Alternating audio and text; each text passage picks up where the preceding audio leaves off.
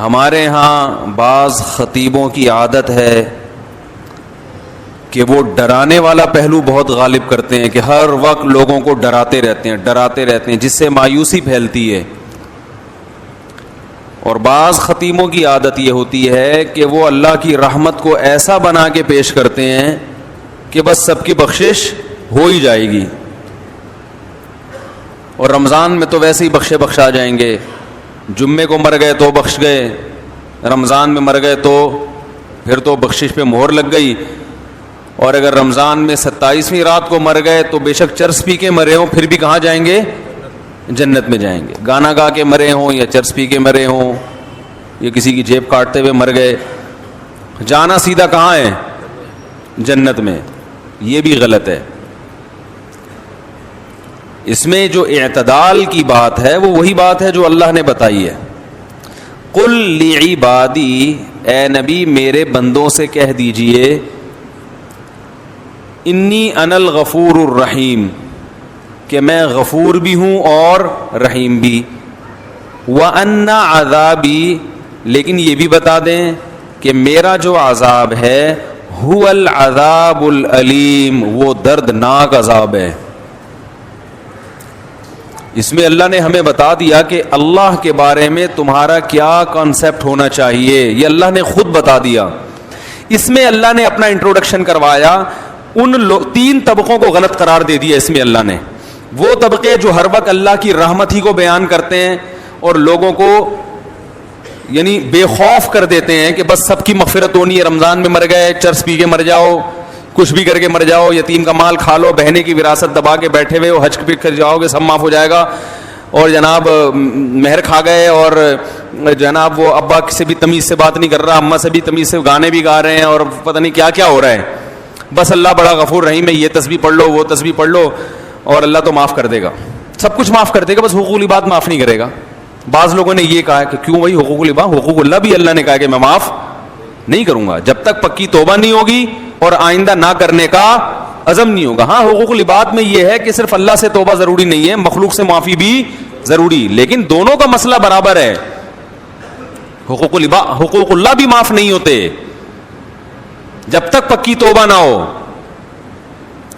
تو ان لوگوں پر بھی رد ہے جو ہر وقت اللہ کی رحمت کو ہائی لائٹ کرتے رہتے ہیں اور ایسا اللہ کو بنا کے پیش کر دیتے ہیں کہ لوگ کہتے ہیں یار ڈرامے بھی دیکھو، فلمیں بھی دیکھو، خواتین پردہ بھی نہ کریں، مرد نظر کی حفاظت بھی نہ کرے، اور میرے بھائی سعودی بینک میں جاب بھی کرتے رہو، سود بھی کھاتے رہو، انشورنس بھی کروا کے رکھو کہ ابا مر گئے تو اتنے پیسے ملیں گے، صحیح ہے نا، نہیں مرے تو نہیں ملیں گے، اور وراثت بھی تقسیم نہیں کرو، حج واجب ہے آپ کے اوپر، فرض ہو چکا ہے، آپ بڑھاپے کے لیے اس کو ٹال رہے ہیں. آج حج کب ہوتا ہے؟ سارے کاموں سے فارغ ہو کر اب کرنے دھرنے کے لیے کوئی کام بچا ہی نہیں ہے، پیسے پڑے ہوئے ہیں تو چلو اب حج کر کے آ جاؤ. ہمارے حضرت فرما رہے تھے ایک دفعہ بیان میں کہ لوگ رمضان میں یہ تو بتاتے ہیں کہ بخشش ہوگی، روزہ رکھا، تراویح رکھی، بخشش پکی بخشش ہے، 30 عشرہ جہنم سے خلاصی، 27ویں رات میں تو جنت ہی جنت کا. یہ بھی تو حدیث میں آتا ہے کہ جو روزہ رکھ کے بھی جھوٹ نہ چھوڑے اس کو بھوک اور پیاس کے علاوہ کچھ بھی حاصل، اور جو تہجد پڑھ کے بھی برائی نہ چھوڑے اس کو رات کو جاگنے کے علاوہ کچھ بھی حاصل. یہ بھی تو حدیثیں ہیں. تو ایک طرف اللہ کی رحمت میں اتنا غلو کرایا جاتا ہے کہ لوگ گناہوں پہ جری ہونے لگتے ہیں، یار سب حلال ہے، سب کرتے رہو، بس یہ کر لیں گے، یوں کر لیں گے، ایک مسجد کے ڈبے میں چندہ ڈال دیں گے 5 روپے، اور وائپر والے کو 5 روپے پکڑا دیں گے، شیشہ بھی صاف ہو جائے گا اور صدقہ بھی ہو جائے گا. عیدی سینٹر میں ایک بکرا دے دیں گے. اور یہ بھی جب دیتے ہیں جب اپنا کوئی مریض بیمار ہوتا ہے. اور دوسری طرف غلو کیا ہے، بعض حضرات اتنا ڈراتے ہیں کہ 4 آدمیوں کے علاوہ کوئی جنت میں، وہ 4 مشہور شخصیات سب جانتے ہی ہیں، ان میں 2 پاکستان میں ہیں، ایک سعودی عرب میں ہے، اور ایک مجھے بھی ذہن میں نہیں آ رہی، لیکن وہ بھی جنت میں جائیں گے. انہوں نے ایسا دین کو بنا کے پیش کیا ہے کہ یہ سارے مولوی جہنمی ہیں بھائی، یہ سارے فرقہ پرست اور ان مولویوں کے پیچھے چلنے والے بھی سارے جہنمی، اور جناب جو اچھے اعمال ہیں وہ بھی قبول. تو اس لیے بعض لوگ جہنم کا ایسا بنا کے پیش کرتے ہیں, لگتا ہے کہ جنت میں جانے والے 4-5 آدمیوں کے علاوہ کوئی جنت میں نہیں جائے گا, اور ایسا اللہ کے عذاب سے ایسا ڈراتے ہیں.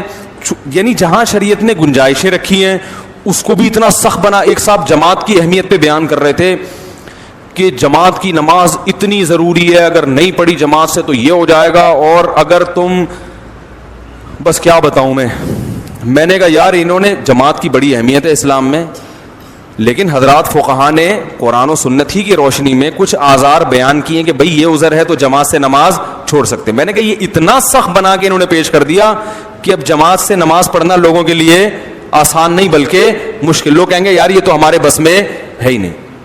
حالانکہ فقہا تو دین کو زیادہ سمجھتے ہیں نا, انہوں نے بتایا کہ بھئی یہ آزار ایسے ہیں, آپ کو شدید بھوک لگ رہی ہے, آپ کے سامنے کھانا آ گیا, اب آپ کو ڈر ہے میں نماز پڑھنے جاؤں گا تو کھانا ٹھنڈا ہو جائے گا, تو آپ جماعت سے نماز چھوڑ سکتے ہیں. جہاں شریعت نے گنجائشیں دی ہیں وہ گنجائش دینی چاہیے, بلا وجہ نہ چھوڑیں, اور ایسا ہی بھی نہ ہو کہ روزانہ اسی ٹائم پہ کھانا پکوانا شروع کر دیں. 2 انتہائیں ہیں, تو اس میں اعتدال کا راستہ کیا ہے بھائی؟ اللہ کی ذات کے دونوں پہلو ہیں, عذاب بھی ہے اور رحمت بھی ہے, لیکن یہ بالکل برابر نہیں ہے. رحمت والا پہلو عذاب والے پہلو پر غالب ہے.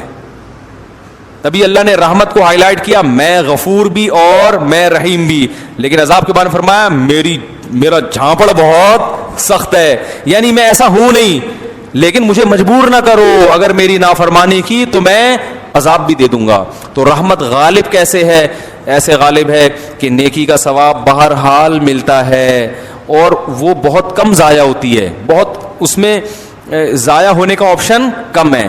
جبکہ گناہ کا عذاب لازمی نہیں ملتا, اس میں توبہ کا دروازہ کھلا ہوا ہے. توبہ کر لو گے تو معاف ہو جائے گا, توبہ نہیں کرو گے تو پھر اللہ کا کوڑا بہت سخت ہے. فرمائے ان ربک لبالمرصاد, تمہارا رب گھات میں بیٹھا ہوا ہے نافرمانوں کو پکڑنے کے لیے. ایک ایک چیز نوٹ کر رہا ہے, ایک ایک چیز دیکھ رہا ہے. اللہ تعالی ہمیں اپنے عذاب سے بچائے. تو بھائی یہ جو گناہ ہے ہمارے معاشرے میں, ان کو چھوڑ دینے میں ہی خیر ہے. ہمت کر کے چھوڑ دیں, پھر اللہ کی رحمت ہے, اور ایسی رحمت ہوتی ہے تتنزل علیہم الملائکہ. اللہ فرماتے ہیں تم گناہ چھوڑو گے نا تو تمہیں جو ٹینشن ہوگی نا اس